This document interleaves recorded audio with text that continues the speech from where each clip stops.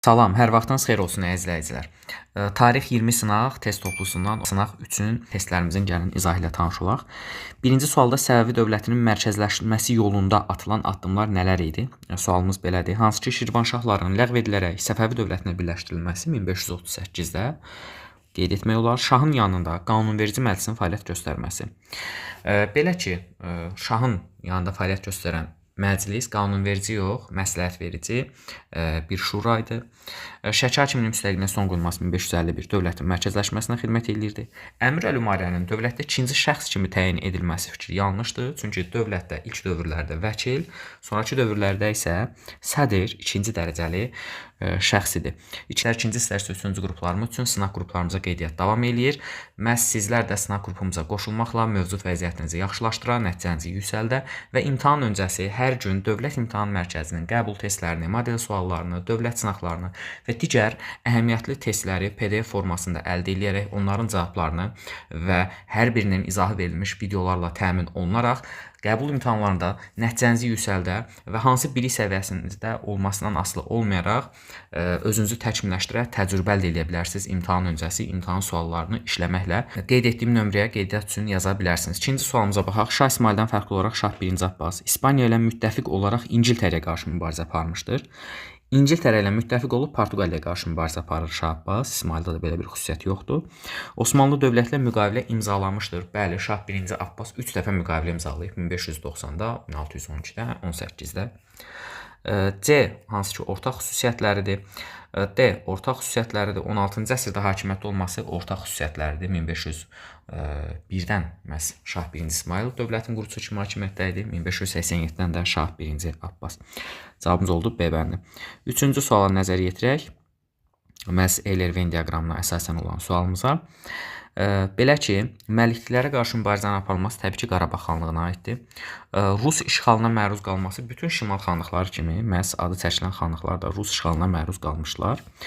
B ortaq xüsusiyyətləridir. Quba xanlığına nicah diplomatiyası ilə asılı hala düşməsi Bakı xanlığına aid ümumi xüsusiyyət 1767-də. Ziyadoğullar tərəfindən idarəçilik Gəncə xanlığında olubdur və Bayat döyüşündə məhz Şəkinin qüvvələrinə qalib gəlibdir Qarabağ xanlığı. Demək 1D, 2C və cavabımız oldu, demək C bəndi. Dördüncü sualımıza nəzər yetirək. 17-ci əsrin ikinci yarısında Səfəvi dövlətindən ticarət imtiyazları almış dövlət hansıdır? Həmən o dövlət Rusiya idi. Rusiya məhz burada yerləşir. Bu indiki Türkiyə ərazisidir. İndiki Almaniya ərazisi, indiki İspaniya, indiki İngiltərə ərazisi o dövrlərdə. Bizə lazım olan Rusiya idi 1667 ticarət müqaviləsinə əsasən. Xəritələrdə çətinliyiniz varsa, yuxarıda yerləşdirəcəyim linklərdən daxil olub xəritə izahları ilə tanış ola bilərsiniz. 5-ci sualda Səfəvilər tarixi ilə bağlı bir sualımızdır. Belə ki, Dərbənddən Gilana qədər olan Xəzəryanı bölgələrin Rusiyaya ilhaq edilməsi Peterburq müqaviləsinin şərtlərində öz əksini tapmışdı. Osmanlı son 10 ildə işğal elədiyi əraziləri Səfəvlərə qaytarılmalı idi 1733 Bağdad müqaviləsinə əsasən və həmçinin C-də olur Gəncə müqaviləsinin şərtləri. Cavabımız oldu 5-də B bəndi. 6-cı sual nəzər yetirək. Daha əvvəl baş vermiş döyüş hansıdır? Cavduşan 1774-də demək baş vermişdi. Qaraçəmən 1761-də, Qarababa döyüşü 1809-cu ildə, Sultanbud 12-də, Aslandüz də həmçinin 1812-ci ildə demək baş vermişdi. Və bunlardan əvvəl baş verən Qaraçəmən döyüşü olur.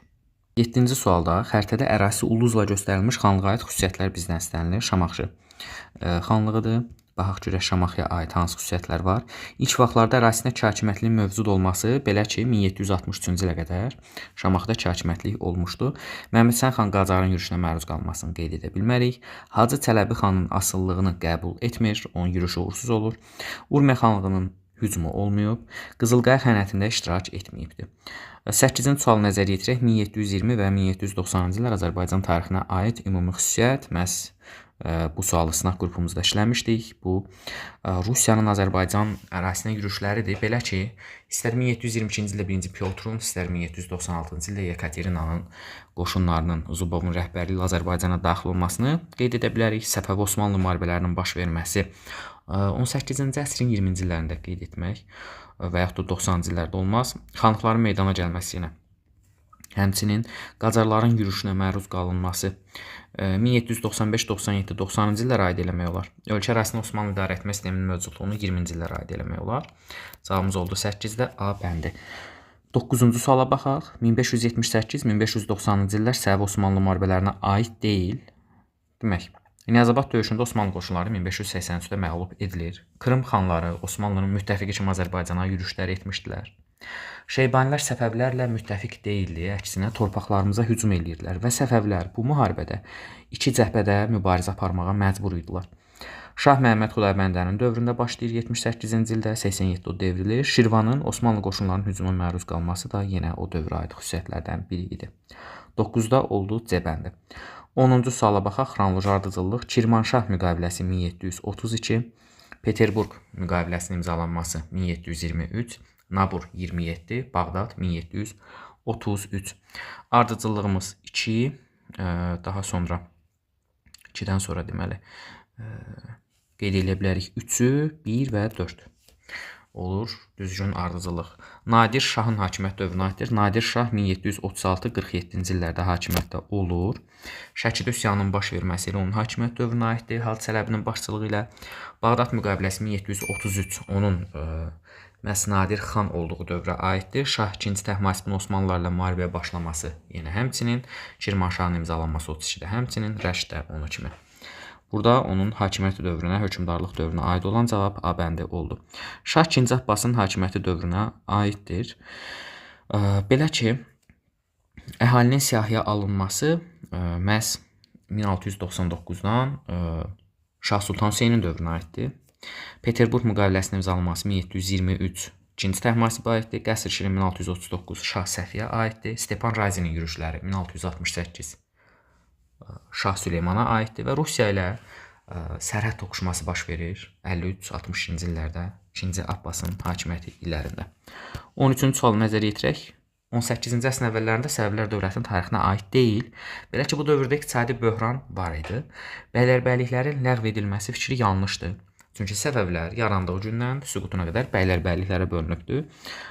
Məhz inzibati cəhətdən mərkəzi hakimiyyətin zəifləməsi. Bəli, əhalinin siyahıya alınması az öncə qeyd elədik.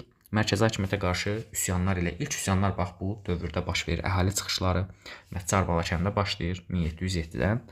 13-də uyğun olmayan cavab yanlış fikir B bəndi olur. 14-də baxaq.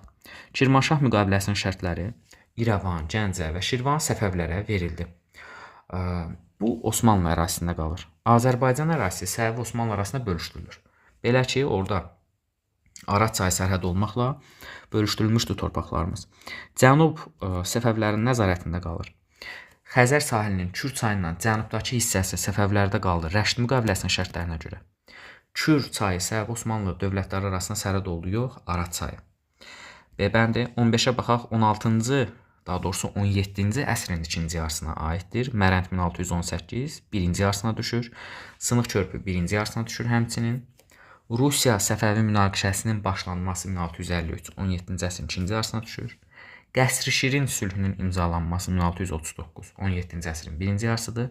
İrəvanın Səfəvilər tərəfindən azad edilməsi 17-ci əsrin birinci yarısında qeyd etmək olar. Şah 1-ci Abbasın apardığı müharibələr nəticəsində. 16-ya baxaq. Hansı müqavilədə Səfəvlərin itirilmiş torpaqlarının geri qaytarılması nəzərdə tutulmamışdır? Rəşd müqaviləsində Kürdən cənubdakı Xəzər sahili vilayətlər Səfəvlərə qaytarılmalı idi. Gəncə müqaviləsinə əsasən Rus qoşunları 1735-də Azərbaycan torpaqlarının Kürdən şimaldakı Xəzəryanı vilayətlərini, ümumiyyətlə bütün Xəzər sahili vilayətlərdən geri çəkilməli idilər, var idi.